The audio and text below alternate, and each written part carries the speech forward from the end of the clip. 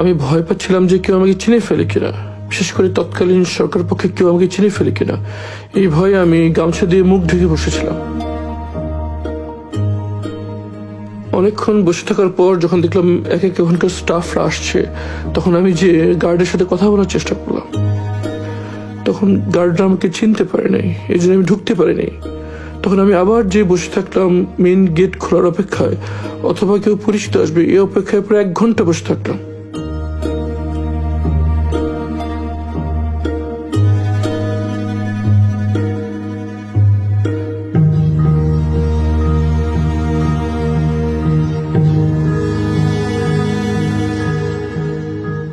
এক ঘন্টার মতো আমি বসে থাকলাম, কিন্তু পরিচিত কাউকে পেলাম না। এরপর যখন রোগীদের আসা যাওয়ার জন্য প্রধান গেটটি খুলে দেওয়া হয়, তখন আমি ভিতরে চলে যাই।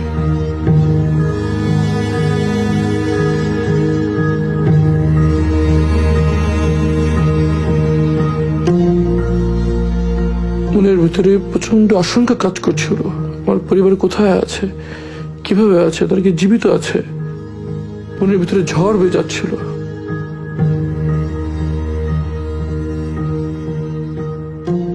একটু পর ইবনে সিনার পিআর অফিসার আশরাফ সাহেব সেখানে আসেন। উনি আমাকে আমার রুমে নিয়ে যান, যদিও তিনি আমাকে তখন চিনতে পারেন নাই। আমি ওনার কাছে স্মার্টফোনটা নিয়েই আমি গুগলে যাই এবং আমার নাম সার্চ দিই।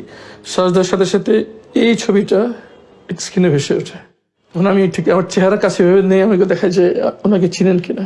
তখন সাথে সাথে ভাই আমাকে চিনতে পারে এবং খুব আবেগ আপ্লুত হয়ে পারেন আর কি। কথায় কথায় তার কাছ থেকে আমি প্রথম জানতে পারি যে 5ই আগস্ট শেখ হাসিনা পালিয়ে গিয়েছে। আমি তো বিশ্বাসই করতে পারছিলাম না, আমার কাছে স্বপ্নের মতো মনে হচ্ছিল।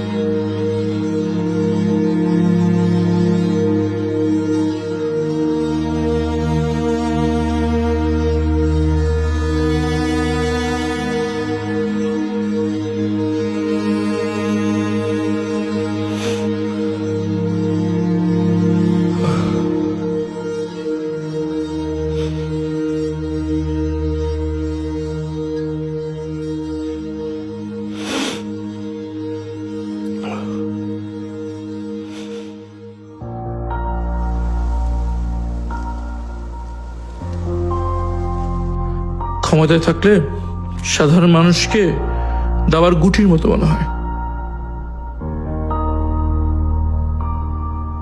ক্ষমতায় থাকলে মানুষকে আর মানুষ মনে হয় না।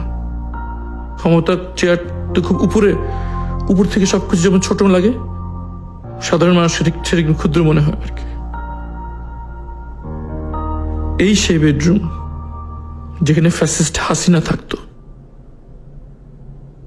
এভাবে মানুষ মেরে সে কিভাবে ঘুমাতো এখানে?